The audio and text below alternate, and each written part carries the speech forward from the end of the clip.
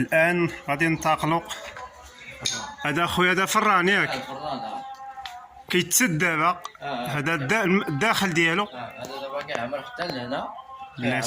بلاتي هكا كيعمر. هذه بلاصه كيعمرو حتى للفوق. اييه. وكتدخل الشاليو.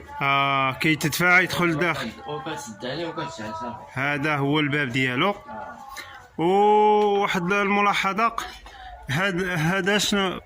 بوليس. هذيك الصوفه. الصوفه اللي كتعطي العافيه لهذاك الفخار باش يطيب مزيان. والصوفه مع الحراره وداك الشيء ما كيأثرش فيها. لا هذيك الصوفه خاص العافيه. كما تسمعوا من عند الاخ، فهذه صوفه خاصه بالعافيه، ما كتأثرش فيها درجه الحراره. اللي درجه الحراره في هذا الفران كتكون مرتفعه بشكل كبير، وما الحمد لله ما تتأثرش، خاصه بهاد الاشياء.